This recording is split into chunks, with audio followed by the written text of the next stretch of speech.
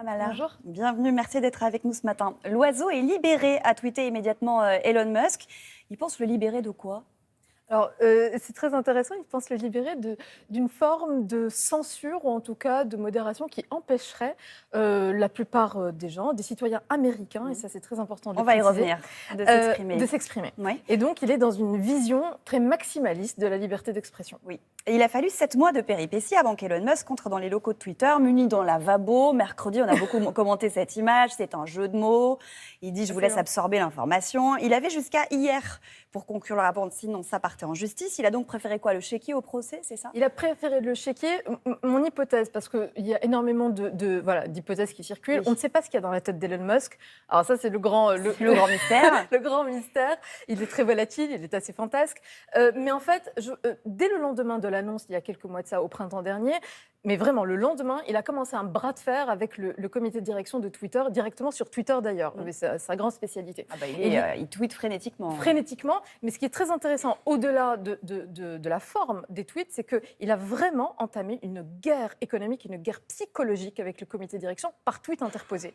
L'hypothèse était que peut-être il voulait renégocier probablement le prix, mais sans jamais renoncer au projet d'achat in fine.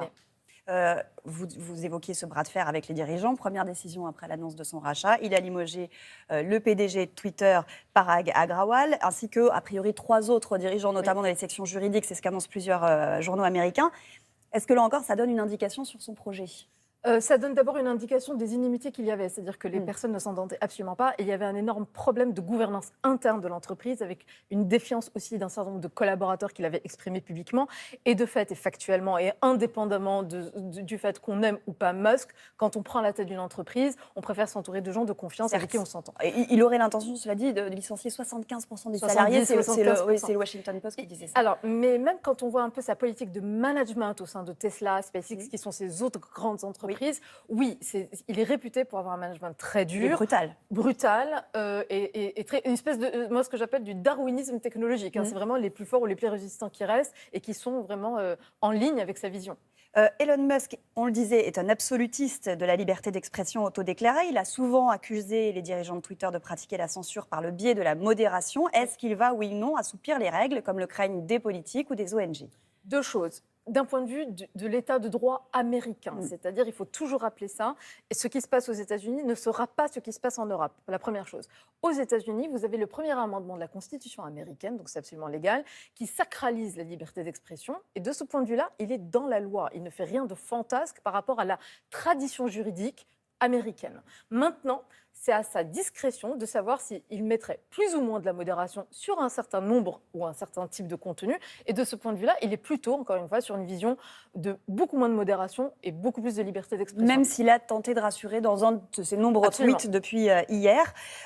Vous disiez que ça allait rester à l'intérieur des États-Unis. Regardez la réaction de Thierry Breton, commissaire européen au marché intérieur sur Twitter hier, qui lui dit « Coucou Elon Musk, en Europe, l'oiseau volera selon nos règles européennes. » Donc c'est vrai, nous, Français, on ne sera pas concernés par cet assouplissement de modération que Elon Musk souhaite nous, aux Français, États-Unis. Nous, Européens, on n'est absolument pas, pour l'instant, concernés par ces changements, disons, de gouvernance, pour une raison très simple, c'est qu'aujourd'hui, on a un règlement qui s'appelle le Digital Service Act, qui a été adopté cette année par la Commission européenne, donc par l'Europe, qui va donc réglementer, territorialiser ces plateformes américaines sur le sol européen, et qui seront donc obligées de répondre à nos lois à nous. Mais les 2 impacts potentiels, quand on dit ça ne change rien sur nos usages directs et immédiats, le premier, c'est qu'il peut y avoir potentiellement des changements de modèle économique, et donc voilà, si le service passe sur certaines fonctionnalités payantes ou typiquement pour les entreprises, par exemple, ça, ce sont des choses à explorer. On verra bien comment ça va évoluer. Et puis, le second impact, qui n'est absolument pas du tout virtuel, qui est de la politique réelle, c'est qu'avec sa vision maximaliste de la liberté d'expression, ce qu'on risque d'avoir, c'est une polarisation encore plus extrême de l'opinion publique aux États-Unis, qui est déjà très brutalisée et qui peut revenir en Europe, mais d'un point de vue très politique. Oui. Une autre réaction, celle de Donald Trump. Twitter est entre 2 bonnes mains, a réagi l'ancien président américain. On commençait à en parler. Il est banni depuis presque 2 ans du réseau. Elon Musk avait indiqué qu'en cas de rachat de Twitter, il le ferait revenir. Ce serait une décision vraiment symbolique, marquante ? symbolique, marquante et absolument en ligne avec l'idéologie et la vision du monde libertarienne de Elon Musk. La question, c'est est-ce que Trump reviendrait? Parce que les relations entre les deux hommes sont je t'aime, moi non plus. C'est-à-dire qu'ils étaient très, très copains, puis pendant tout l'été, ils se sont invectivés par réseaux sociaux interposés, puis là, ils ont l'air de se rabibocher. La question de Trump a aussi son réseau social. Exactement. Donc Trump a son réseau social. Donc pour des raisons économiques, il n'aurait pas intérêt à revenir sur Twitter, concurrent. Pour des raisons de caisse de résonance et d'impact médiatique, politique, il a tout intérêt à revenir sur Twitter. Parce que Twitter, c'est pas le réseau du tout le plus utilisé, mais c'est vrai qu'il compte les personnes les plus influentes. Est-ce qu'à travers Twitter, Elon Musk entend, par exemple, s'immiscer dans les prochaines élections présidentielles américaines? Tout dépend de ce qu'on entend par s'immiscer. Est-ce que Elon Musk achète un espace d'influence et une possibilité de fixer un certain nombre de thèmes dans l'agenda médiatique et politique américain et donc mondial? Oui.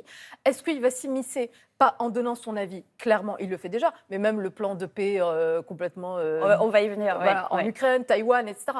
Donc c'est un objet, Musk est un objet, il faut absolument le comprendre, c'est un objet politique et c'est un objet géopolitique à part entière. Et il faut absolument le prendre en tant que tel et ne surtout pas sous-estimer cette portée-là. Maintenant, est-ce qu'il peut donner son avis? Il le fera. Oui. Mais comme n'importe quel citoyen. Bien sûr. La seule différence, c'est que c'est un leader d'opinion. Bien sûr. Vous évoquiez son plan pour l'Ukraine. Justement, ces dernières semaines, il a proposé un plan de paix pour l'Ukraine. Il a proposé une zone administrative spéciale pour régler le sort de Taïwan. Je vous repose la question sur les ambitions géopolitiques. Est-ce que lui, on sait quelque chose de son ambition éventuelle politique dans les années à venir? Les ambitions politiques. Donc, est-ce qu'il va se lancer dans une carrière politique? Peut-être, pourquoi pas. C'est pas du tout le plan. Le plan de Musk est beaucoup plus puissant qu'une carrière politique ou politicienne à l'américaine. Il a un projet industriel et il a un projet idéologique. Et son industrie est accolée à son idéologie et vice-versa. Son projet, c'est quoi? C'est la conquête de l'espace. C'est ça. Il a Tesla avec les voitures. Donc, il a la mobilité aujourd'hui. Il a SpaceX. Il a l'espace. Il a la connectivité mondiale avec Starlink. Exactement. Neuralink. Exactement. Un implant cérébral pour contrôler les équipements par la pensée. On se demande quand même avec ce portrait si c'est vraiment un milliardaire excentrique ou un peu un méchant à la James Bond. C'est peut-être ni l'un ni l'autre, ou c'est peut-être un peu des deux. Il ne faut pas tomber dans le piège de lire Musk sous une lecture très binaire. Oui. Il est beaucoup plus complexe que ça. Et surtout, ce qui est très intéressant avec Musk, pour répondre aussi à la question de ses interventions géopolitiques. Oui. Pour l'instant, ça passe et puis ça a une portée rapide dans une espèce d'abondance d'informations. Donc c'était une information parmi tant d'autres. S'il continue, il peut devenir un caillou dans la chaussure de Biden et de l'administration américaine, possiblement. Mais surtout, ce qui est très intéressant avec ces géants technologiques en général et avec Musk en particulier, c'est qu'en fait, vous avez malgré tout un continuum entre les entreprises technologiques et l'État américain. Oui. Et donc, quand on voit typiquement ce qui se passe en Ukraine, Starlink, aujourd'hui, ce sont bien des satellites de Musk, de SpaceX, mais qui sont en partie financés, payés par le Pentagone, oui. Donc sur des partenariats publics-privés. Et ça, c'est vrai sur à peu près tous ces projets. Donc, il faut être très vigilant parce qu'il y a toujours la forme, ce qu'on voit sur Twitter, mais une fois qu'on fait un tout petit peu le ménage et qu'on regarde ce qu'il y a derrière, il y a toujours, d'une façon ou d'une autre, l'État américain, quelque part. Merci beaucoup, Asma Mallah, d'être venue nous éclairer ce matin. Merci beaucoup.